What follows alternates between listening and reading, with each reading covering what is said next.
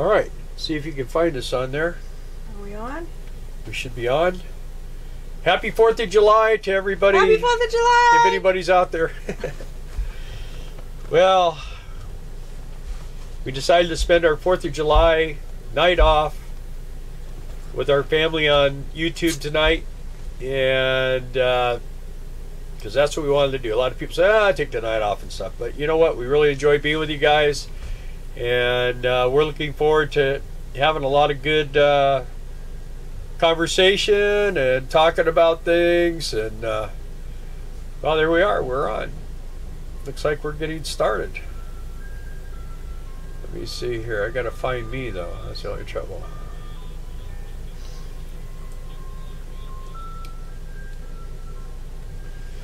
So as soon as I get this page up, we can start our chat. As soon as I find me. Economic Refugees Live. So I hope everyone had a good day too. It was crazy here today. It rained so hard, and I actually had to go outside and be a third strap for the awning. And then when it calmed down for a few seconds, I was able to get that third strap on. It made a big difference. So, oh, this is on Google. Let's see if it comes up on Google. Yeah, it rained hard, rained a lot, rained quick, and then it quit. Yep. Over fast. And wow, thunder, lightning. Did you find us yet? Yeah, I found us. Are we going? We're going. All right. Scrolling. And I actually had to go outside and be a third strap. There we go. So I got to kill the volume. There we go. Okay. Let's see. Charlie, hey. Good evening, Charlie. Good night. Good evening, Gene Decker and Barry. What's happening, Barry? Never did get your phone number again, or I don't know. I don't think I have it. I can look and see if I have it, but I don't think I do. Anyway, Barry is an old-time friend of mine. I mean, old-time. I mean, he's old-time. He's old-time. So let's see. Nah, he's just a lot older than me. Let me see if I can find you here, Barry. Look what we're doing. I think I have it. I think I have your number. I'll have to try it later. We're not doing good. So, if you guys can hear us, the audio, the park is absolutely stuffed with people, which we knew it would be. So we're not really sure how this live stream is going to go because it's acting real stop and start again. But we thought we'd give it a shot. Is it on yours too? Yeah. Mine's just scrolling. We do have the settings are the same as they were last time. I guess I could set them a little bit lower. I don't know if that's a good thing to do or not. But let me see. Watching now. Happy 4th of July, everybody. Let's see. Streaming. Anybody going to watch fireworks?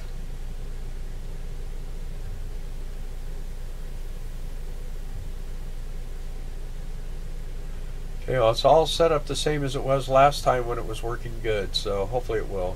82 in California, 104 by Saturday. That's crazy. Kevin says we're looking good. Okay, we're not looking all buffering and all that claymation. Stuff. Buffering, but volume okay. Buffering, but volume okay.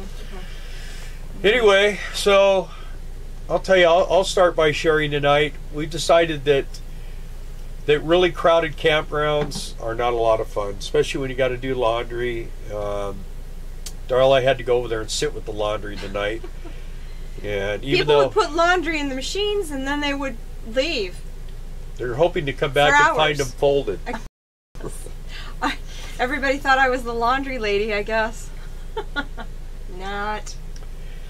And this place is, with all the rain and everything, is super muddy. There's puddles, big puddles everywhere, and this park, it's pretty crammed in.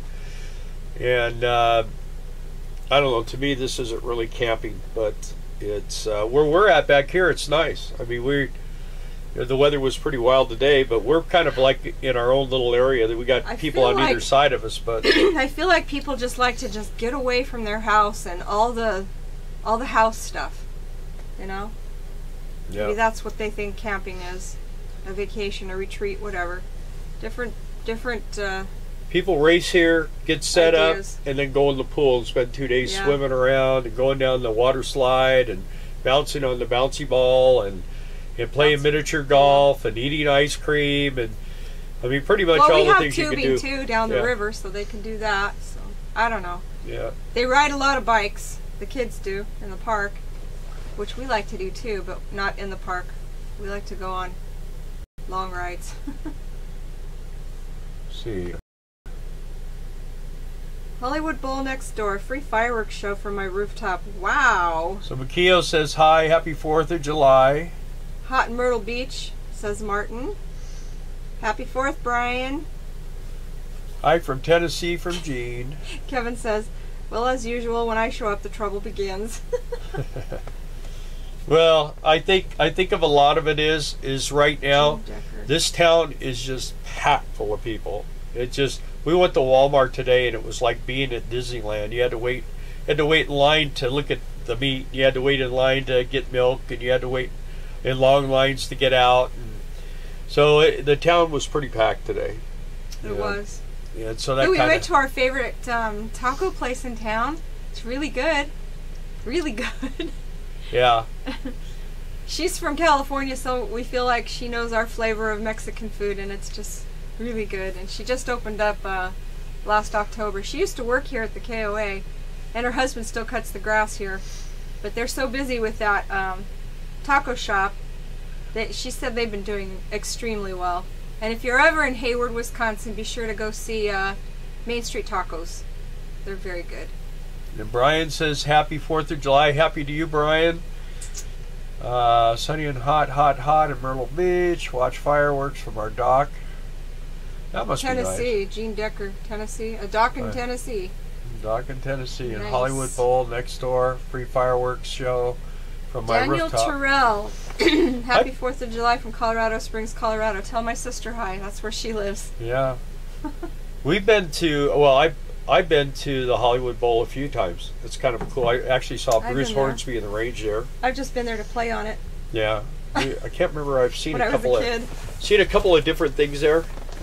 Bruce Hornsby was great. Oh yeah, you were with George Sykes. Yeah, we went early too, and they were practicing and we're kind of Nice. talking to everybody and stuff. That was pretty fun that day. Let's see. Did you guys have a big barbecue? Anybody?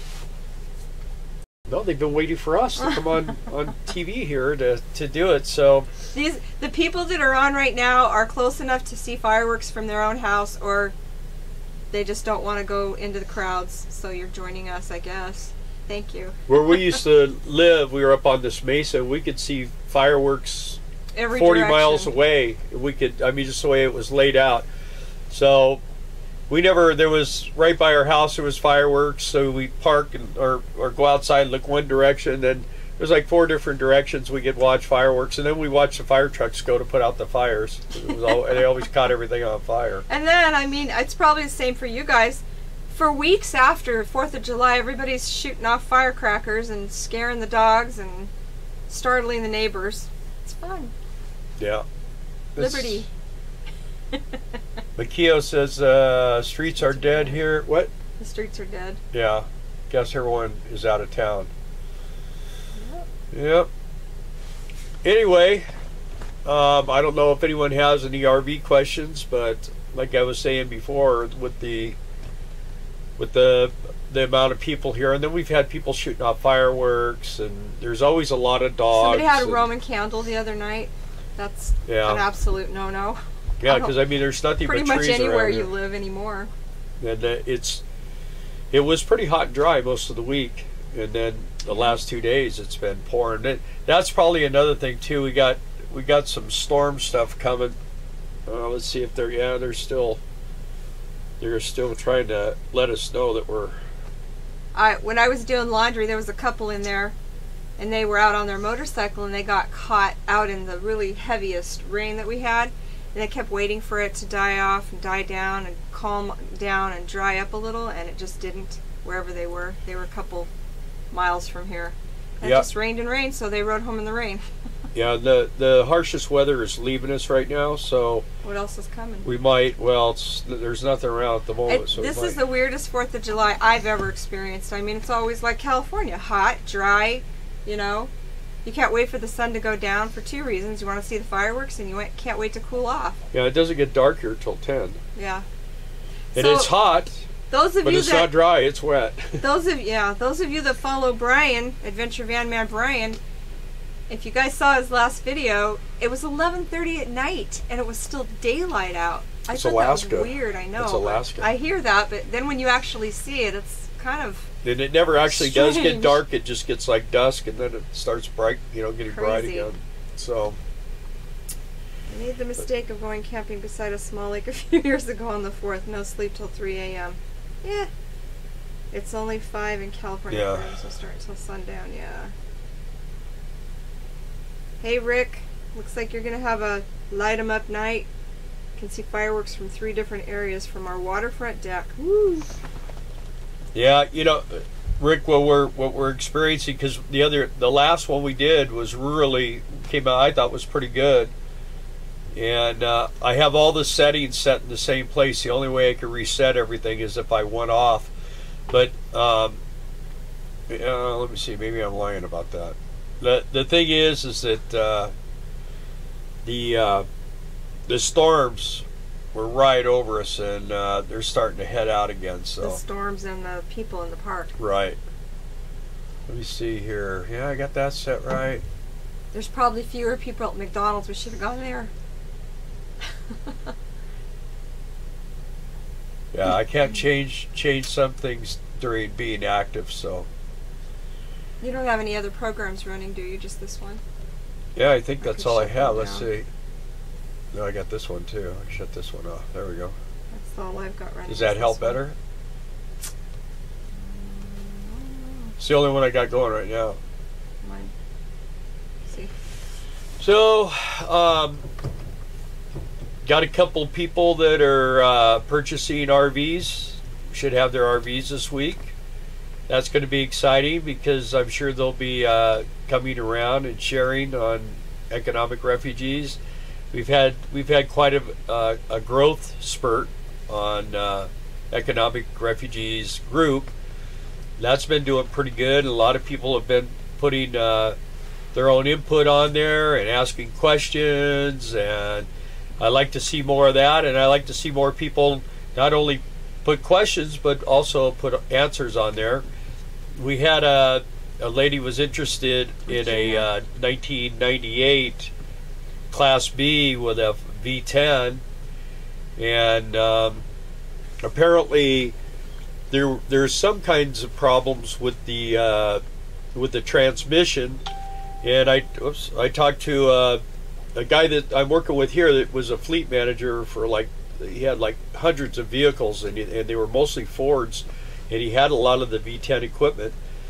And he said that the big secret with those V10s with the 5-speed automatics is to put a bigger cooler on them and be sure you service the transmissions every 20,000 miles. For one reason is anytime you service a transmission, you're only servicing about maybe 15 to 20% of the fluid. You're not getting all the fluid out unless you have drained the torque converter and everything else. You're not going to get all the fluid. You're just going to get a few quarts of fluid out of it. So you should do it a lot more often. It's just a process of when you're checking your oil in the morning, pull your dipstick out on your transmission and look at it. And if it looks a little brown, smell it. If it's starting to smell a little burnt, you need to get it in and get it serviced. And most places, most of these Jiffy Lubes and stuff, I guess it's not a big deal. I mean, anybody could pretty much service those things, and it's only $60 or $70. And the price of rebuilding that transmission is quite a bit more than the service of it. Daniel said I tried asking about installing an instant water heater and put a door shower in a 2010 Jayco J Series 806 pop-up camper on that live feed you had connection troubles with. So I didn't see that. Yeah. So we didn't even talk about it. Sorry. But we can now.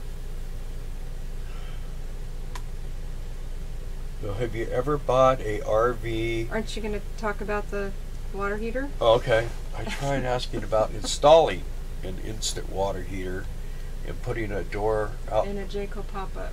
in a Jayco pop-up. Have you? Does it have a hot water heater in there now? That's one of the first questions.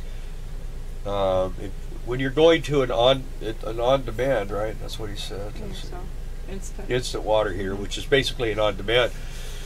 It should mount right in the same spot. They usually do, if you get the correct one. The one thing with those is you turn your hot water on full blast, and then you have to do all your adjustments on your cold water. It's a different situation. You just want to pull as much hot water out of that thing as you can. As far as I've never done that. I personally have not done a instant hot water. I prefer the old ones only because it seems like it's always a battle with those. First of all, people don't know how to operate them. Like I just said, like if you're going to do dishes, you turn it on hot water on full hot, and you adjust your cold water, and that's how you work it. Anyway, it's kind of that way with the regular hot water heater too, but he says just if it's difficult or even worth the hassle, no hot water now. Well, if you don't have hot water now, I would. I mean, yeah. I mean, you could even get one of those things like Brian has. You just the thing is it's got to be able to exhaust. So you're going to have to make it so it can exhaust to the outside somehow. And what do you mean by a door? Where are you putting the shower door? Does it have a shower? I think it would be a.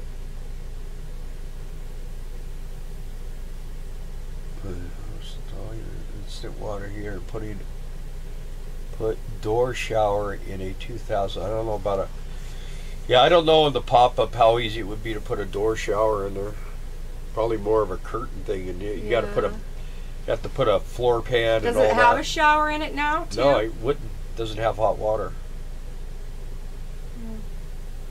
And Kevin Loving, have you ever bought an RV from an individual rather than a dealer? If so, how did you verify the title and how did you pay for the RV? Okay, well, this motorhome we bought from an individual rather than a dealer. And Darla went to the bank with our cash and they paid off. It was actually financed. The lady had it financed. So Darla had to pay off. Yeah, she even had more than we bought it for. So yeah, we bought the motorhome for $25,000 and she owed $40 on it, and so she had to put $15 and Darla put $25 with it, and that's how we went about that. You know, the thing is you just have to be really, really careful whenever you buy or sell an RV individual, because you can kind of get stuck. I feel like you need to just trust your gut. With this lady, I mean, there was no way that she was going to be shady like that. Get the VIN of the vehicle, and look at the VIN on the vehicle, make sure it hasn't been tampered with, and then run it. Go to the DMV and have it ran, and make sure it's not stolen. Make sure and find out who the legal owner is and who the registered, all that kind of stuff. And if something isn't lining up, then it's up to the person that's trying to sell that rig to you to prove that they own that vehicle. Because I mean, anymore, I mean, they have copy machines that can make $100 bills that look real close, you know. So you just got to be careful with and never send people money, never wire them. I mean, if you want them to hold something, you can send somebody $500 to hold it.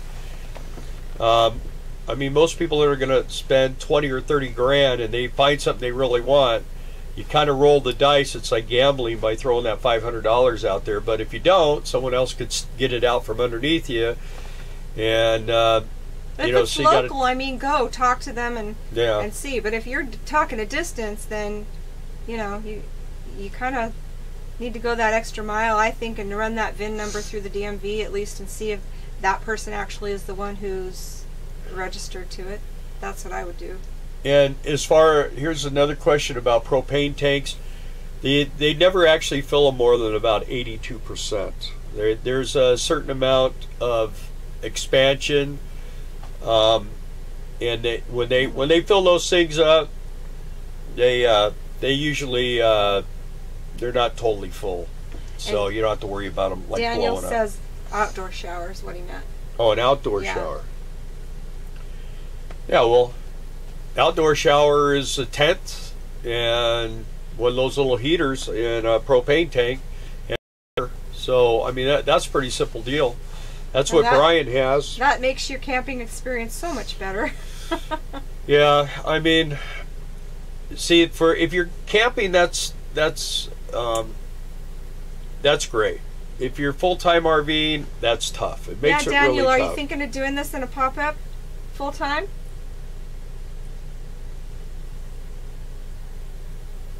Daniel says, Kevin says, thank you. Yeah, did that help, Kevin? I hope it did. Yeah. Like I say, there's a guy I've been watching. I'm watching some of his videos right now. He actually owns an RV dealership, and I'm trying to get the specifics on how to go about buying and selling RVs. Of course, he would tell you that you always want to buy from a dealer, but I don't really like buying from a dealer. Well, we worked for a dealer that was selling people's trade-ins without paying them off, and these people were getting a month or two down the road, and the old owners were still getting their payments. You know, they were showing up late, and the other people were making their payments to the dealer. And I mean, they were basically driving around in stolen vehicles, what they were doing. And the guy got popped. It was McMahon's RV in California, and we worked at Quartzsite for them. And I mean, it was the type of deal when you got your paycheck, you raced everybody else to the bank to cash them because the guy was just a crook. So, anyway, I feel like we should do podcasts instead of lives. Why? Because look at the picture. Picture looks good, but it keeps stopping and starting and stopping and starting. I can't turn it down while we're streaming. I feel like if I get off here, maybe it will go better. I don't know. You could try. I think it's just, I just think there's a lot of people right now, especially here in this campground, a lot of people, if you look, when we look on our deal, there's a whole bunch of different internets, so. Wireless. Normally there's like 4 or 5, and right now there's like 15 or 20. So it kind of loosened it up a little bit right there, but let's see. Any other questions? Let's see, 16 people watching. Well, we're getting a few people watching. Surprising for a 4th of July evening, but yeah. So I don't know, did anybody see that 92 Gulfstream I put on that was for $11,995? I thought that was a pretty good deal.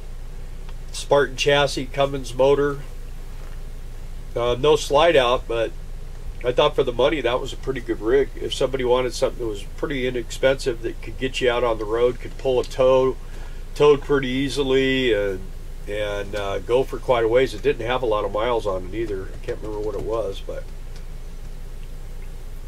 can you answer my question about my propane tanks? I did. Yeah, don't worry, you're okay. Propane tanks, when they fill those things, they fill them to about 80-85% capacity, so there's plenty of room. I mean, going up and down in hills and all that stuff kind of does it. I guess if you left them in a, by somewhere where it's really, I mean, like extremely hot, like 300 or 400 degrees, you'd have something to really be concerned with. But 110 degrees, it's only going to expand so much, it shouldn't explode. I just make sure they're shut off.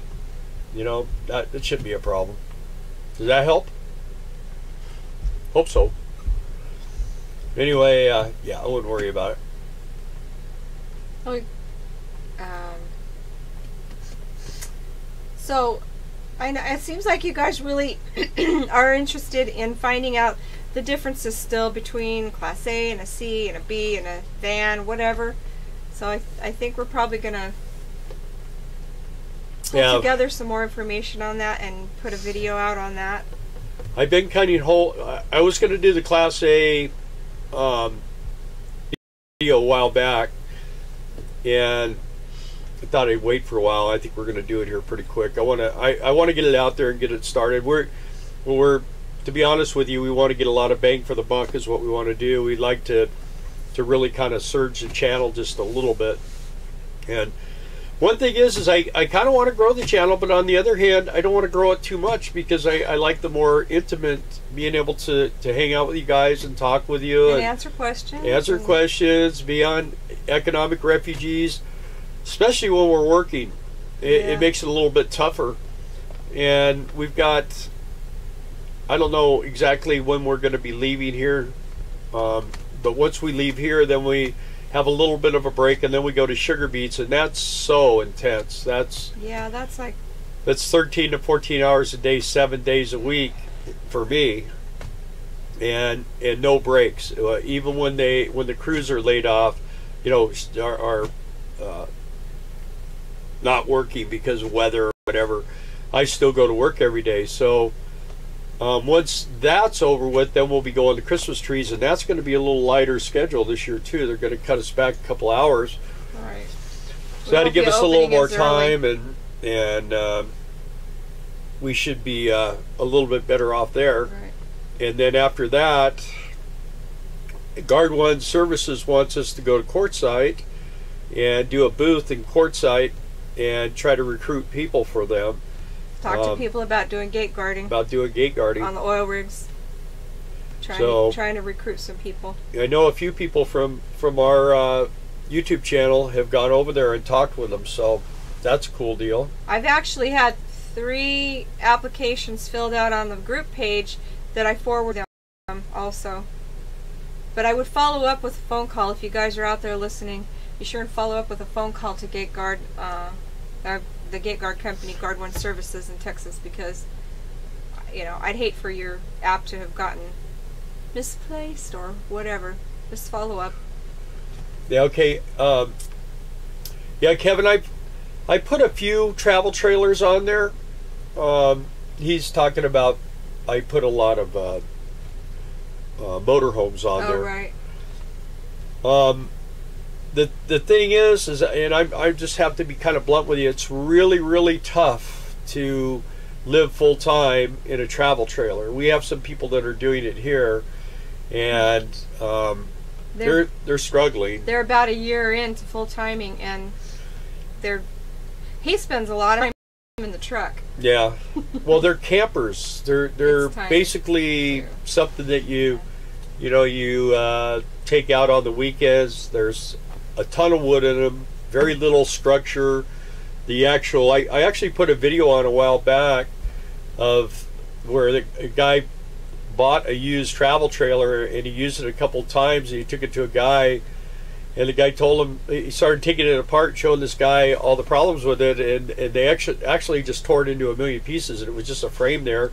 And then he showed him the axles were too light in weight for the, you got to remember when you're going full time that you're going to want to take your tools, and you're going to want to take camera equipment. You're going to want to take cold weather clothes and warm weather clothes and extra. You're going to take all your stuff that you're going to use. It's not about just your food and your clothing when you're full timing. It's all the other things that's one of the hard things, like living in a van, is that you don't have a lot of storage. So what you find is you get cramped. You either have to get rid of stuff. I mean, and get rid of stuff that you would sometimes really need, as opposed to where we haul a bunch of crap in this thing we'll never use. And every time we go back to our storage, I take a bunch of stuff that we didn't use and I put it back in the storage. And then when we get out like this, I call my son and have him ship it to me, the stuff that I need. He goes over the storage and I got my inch-pound torque wrench. I needed to get it back. So that's to take out the transmission again. Right. We'll be making a video about that. Yeah, also. I'm just about to that point, but the weather keeps showing that it's going to be bad. I fixed my exhaust leak today, I think. That looked like it went pretty good. And so anyway, you can do a travel trailer, and I mean, travel trailers, I would live in a travel trailer, but it would be a park model in a park, and it wouldn't get moved unless I was moving to another park. It would be something I would travel too much. Honestly, my opinion anyways, if you're gonna do a travel trailer, I prefer a fifth wheel. I mean, if that's how you just really need to go, you feel like you just don't really want the motor problems and whatever with the motorhome. The fifth wheel is going to be a big step up from the travel trailer. And more room. More room, usually better and more appliance type things. Sure. The thing with the fifth wheel is you tend to have more of a truck. Right. So, just like truck campers, the thing with a truck camper is probably one of the best structurally built things of anything. And the reason is because it is just by itself. It's like taking a box of stuff and setting it in the back of your truck. That camper just sits back there, and these guys that ratchet them down real tight, they don't know what they're doing. It breaks them out. They have to be able to move. They have to. When we bought our truck camper, I thought it was something, where you chain them down real tight. It's got to float. And I mean, you hit the brakes and you see the front of the camper come down and hit the radio antenna, and it's bizarre, huh? How much they move, and you get in wind, they shift and everything else, but that's the way they're designed to be. Travel trailers are, they don't have the construction. Like when you go to buy a fifth wheel, the secret to buying a fifth wheel is a cap in the front, a cap in the back, and the roof comes over and down the sides. And what that does is everything is tied together structurally. So because that's what these things do, especially when you're full timers, you're going to be putting 8,000 to 10,000 miles a year on something like that normally. You're going to get the thing's going to be doing a lot of this. It's not going to be like going, every couple of months camping for a weekend. It's a whole different world. This full-time living is different than camping. If you're just a camper, it'll work. Let's see. Anything else here? Let's see. But if you want me to, I put a pretty nice trailer. I think it. Oh God, what was it? It was like an '01. It was like 21 feet long. It was a travel trailer. I can't remember what brand it was, but it sold for $675, and it was actually pretty clean. I found that on Cranky Ape. Oh. So if you watch, whether you like the vehicles that I share or not, what I do is I look for new places to find RVs all the time. I'm constantly looking by just Googling, I'm looking for this, and it'll send me somewhere where I never been before. Well, then I put that in my saves. CrankyApe.com?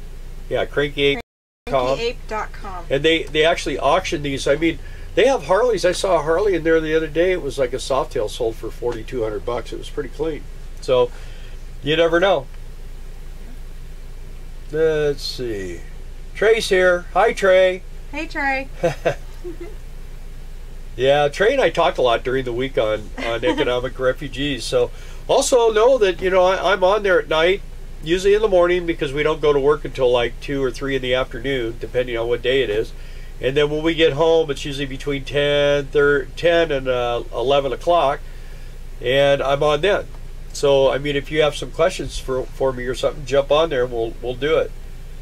Gate guarding. When do you start sugar beets? We start sugar beets October 1st is when the harvest begins. Midnight, October 1st. I don't know. I got contacted the other day. The harvest is going to be pretty good size this year, bigger than normal. So I don't know. One year I started on September 7th. They might even have me start sooner. I don't know. We'll see we'll see. We got a wedding to go to on August 18th, my birthday. So what we'll do is my youngest daughter is getting married. So we'll be going to Billings, Montana, and I don't know exactly. We're still trying to figure that all out. So we're still in the process of that. Just have to see what happens. Let's see. There's Frank. Hi, Frank. Happy anniversary, or happy Independence Day. It's not our anniversary. And then Makio wants to know about gate guarding.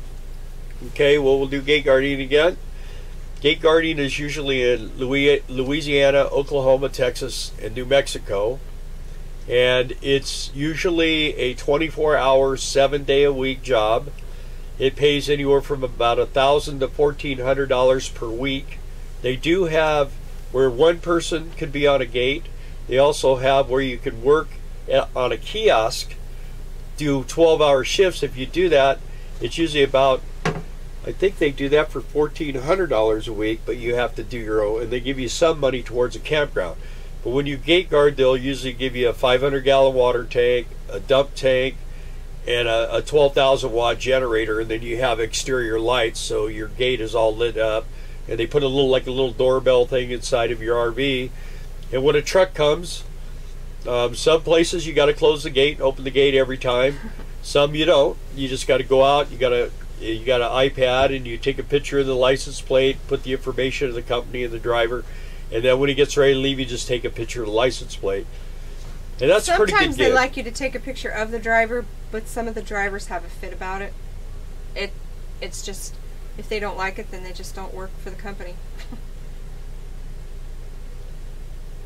I will have to. So, What is it? okay, one thing, Kevin, you were talking about the, I think you're talking about the Arctic Fox and those.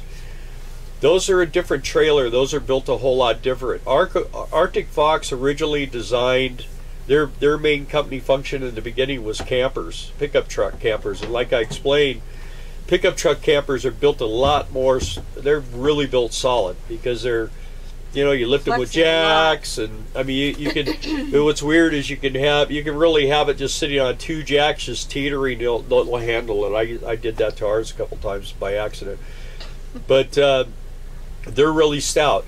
And then when Arctic Fox started building their travel trailers and their fifth wheels, they incorporated that kind of stuff. But yeah, you're going to find you're going to pay a lot more money for those. A lot of people don't. For that kind of money, you know, you can. You can pretty much buy whatever you want as far as a travel trailer or an RV, you know, like a motorhome or whatever. When you start getting into the $20,000 to $30,000 range, you can. And the Arctic Fox trailers are kind of tough to find sometimes. The Northwoods, that's like the clamshell deal. Those are good. The only trouble you'll find with fiberglass as time goes on, it starts, because fiberglass has so much motion that you would not think it does, but it grows, it expands, it contracts, it's back and forth, back and forth.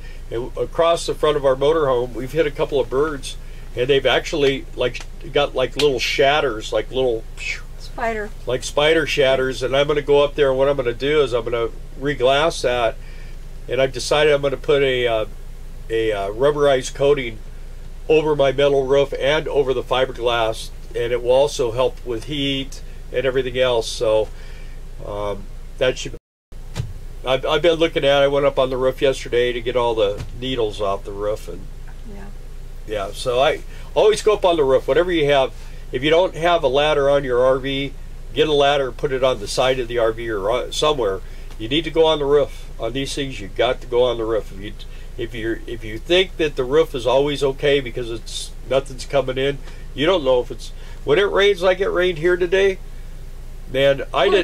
Who's the South Dakota person said they've just had like insane amounts of rain? That was Mike Shoemaker. His RV got totaled. There's somebody here tonight that just said that. And hail. I know they've had a lot of hail in South Dakota. RV SWAT, they're up there, and they've had, I don't know, 4 or 5 different hailstorms. I don't know how their equipment's faring, but they've got that Jeep. Of course, the Jeep isn't it a plastic top or fiberglass top? Yeah, it's fiberglass. But the hood on it's not, so I don't know if they've got. Well, you can't dent fiberglass, you crack fiberglass. Yeah. But the hood of the Jeep is metal. Happy 4th to you, Lucian. Let's see, Trey says, after Happy you're here. After having a big motorhome and a fifth wheel, the only TT I would live in would be an Airstream, and they cost so very much. Yeah, I think our next rig may be a custom Transit 4x4 and a custom utility trailer. Yeah, Lucian can help you with the trailer. Yeah. He's really good at that, building the cabinets. He's put some pictures on our group page. You can see what he's done in his trailer. Yeah, he's definitely got a talent. He does. He definitely is really good at that. He knows stuff. Yeah, you know, the thing is I've talked to people that have the Airstreams, and there's a lot to them, a lot to keep up. You know, if you want to make them look really nice, you got to polish them and stuff like that. They're pretty much, it's the same problem with a Prevost motorhome. You have to overcome the tube. The Prevost is the same way. It's the shape of a tube, and so is an Airstream trailer. And I mean, it's nothing to drop 90 grand on an Airstream trailer. It's a lot of money. Yeah. There's a town next door to where we raised our family, and they've been polishing Airstreams for a few years now. They opened up after we moved out of the area, but I've noticed them every time we go back. And now they're taking plane. You know that place? What? They're taking plane cockpits and they're making trailers out of them. Yeah. And they're all aluminum and shiny and yeah. We're just buffering continuously here, aren't we? Is the audio still okay?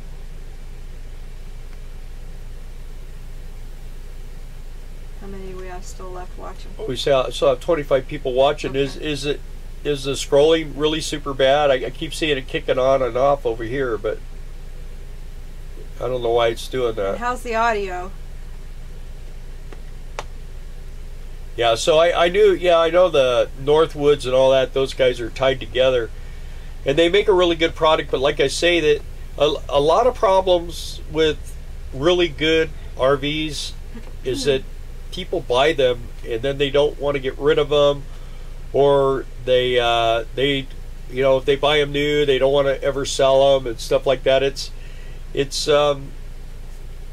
I don't know. It's a different thing. It's not like a car where you buy a car and you just go out and run the wheels off of it and you sell it to the next guy and he has all the problems. It's the RV world is different. Just like a Class B, you know, you find a really Class B for people just in pristine condition, it could be 25 years old and it's still worth a lot of money because they're hard to find. And when you do find them, if you don't, if you'd be standing right there and have a guy standing right behind you, and if you don't put the money in the guy's hand, as soon as you turn around, the guy's going to buy it. Where, you know, like these motorhomes, it's pretty easy unless it's something really special. You know, this motorhome, a lot of people didn't know about this motorhome, what it was all about, but we had actually experienced these motorhomes long before we ever bought one like this. Yeah, we had been in them, and I mean, this was my dream rig, and I found this one, and everything was in this $55,000 to $75,000 range, and I knew we just weren't going to be able to come up with that kind of money at the time with the economy. Even with, we would have sold all our stuff, and then we wouldn't have any money. So when I found this one, I was willing to do what it took to paint it and redo the interior and stuff. So I wasn't. I know, but you helped. But I did. You're dumb. You married me. Hello from Texas. From Jennifer. Hi, Jennifer. Hi, Jennifer. I post a link to your black tank dumping method on Facebook, Jayco Owners Forum. Cool. Thank you, Frank. Yeah, thanks. We appreciate it. Hopefully we're helping people with that kind of stuff. I'll tell you what I've been doing. One of the people that were watching our little crap day suggested using lemon dishwashing liquid, and we've been using it, and it goes about 5 or 6 days, but it so does did better the chemicals. Than the chemical yeah, stuff I think it did using, better. And I it's think a lot cheaper, and you don't use near as much. Yeah. And it keeps that does too is it keeps the inside of that tank kind of gets that soapy thing, and man, when you hit the flow button, it just away it goes. So yeah, excellent. Okay. So Makio, your fiberglass shell is starting to spider web. Splinter 2 since it's gotten hot. Yeah, that's the problem. I had a Corvette, and man, I'll tell you what, that thing really, it was an older one, it was 79. The thing with the Corvettes, I mean, you had to repaint them about every 4 or 5 years because they would just like get all these check marks and everything else. It's the same way on the sidewalls on this. It does the same thing. And the bumper in the front, because of the generator vibration, it like really checks it all out. So I mean, I got to repaint this thing too, but I don't know. I kind of dig that kind of stuff. Most people don't know how to do it, don't want to. Happy 4th to you, Chris McConnell. Hey, Chris. So almost ready to repaint my. Who is?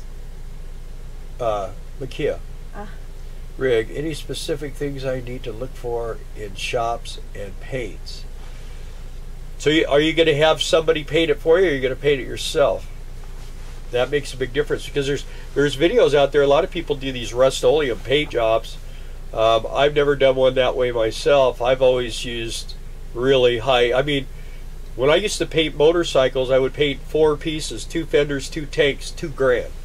So, and people were like, I'd have people say, well, how come it's so much? And I said, well, you know, it's going to be about $600 or $700 of material to to spray it out. I mean, I use House of Colors, and I use really good paint. Quality paint. Yeah. And then hours and hours. Yeah, a lot of hours. And but when I handed them, when they came and looked at them, and I handed them to them, they were like, "Wow, those are mine." And they, yeah, but they don't realize how many, hours it takes to do them. Almost ready. Okay, let's see. We did that. It's okay here. Yes, buffering is really bad, but the audio is okay. That's good. You guys have forgot more than most people will ever know about RVs. I respect what you say. Yeah, well, the thing about it is I'm probably going to be hiding my own Easter eggs here shortly, because that's what happens as you get older. It's not that you don't have it. It's just harder to find in your head. It's like a computer with too much stuff on it, It takes longer to find the file. Bed liner. And the hard drive. To paint our old fifth wheel ends. Looks great and can do it yourself. Easy to apply. Yeah.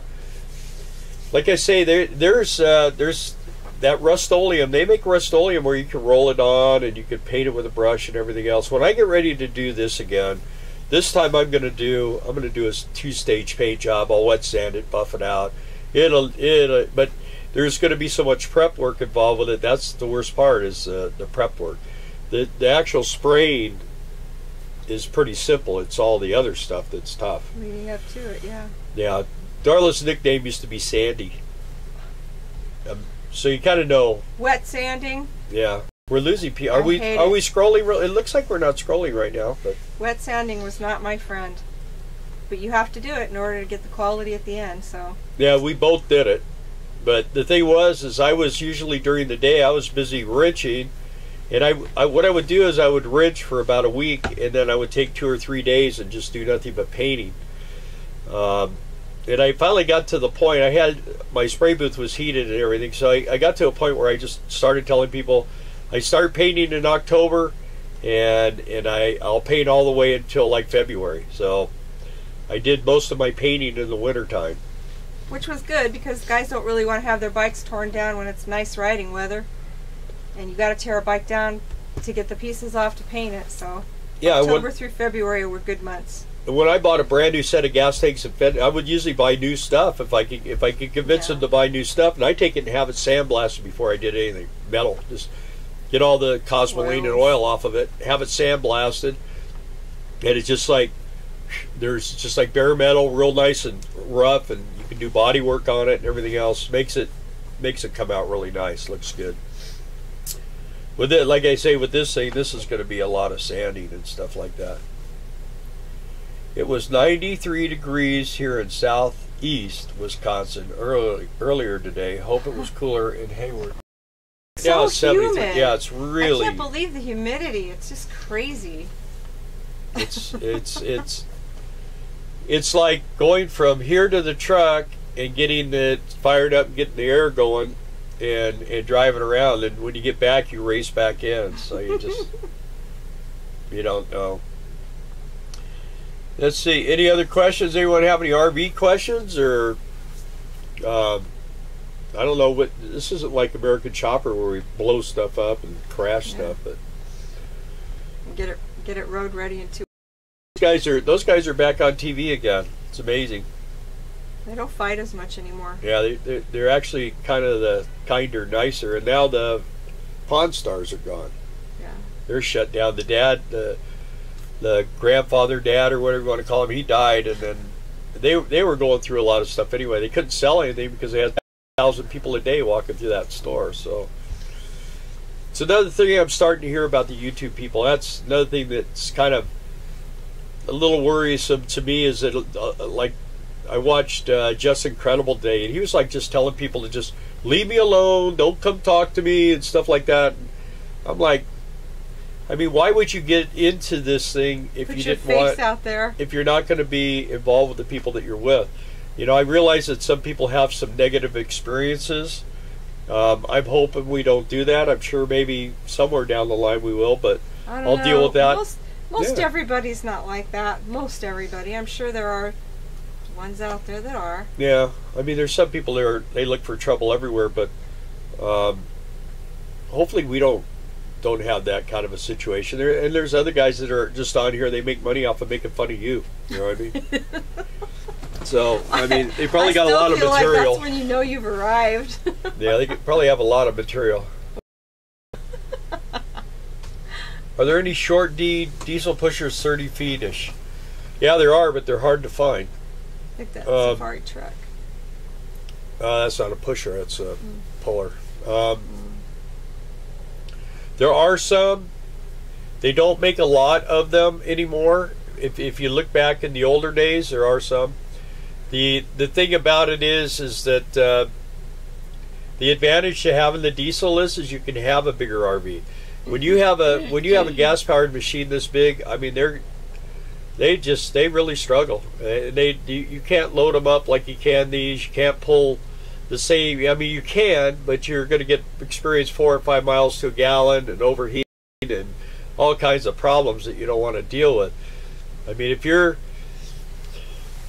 I've had this conversation with a few people a couple of times in private on our channel here, and a lot of it is you really need to figure out what you want to do in this lifestyle.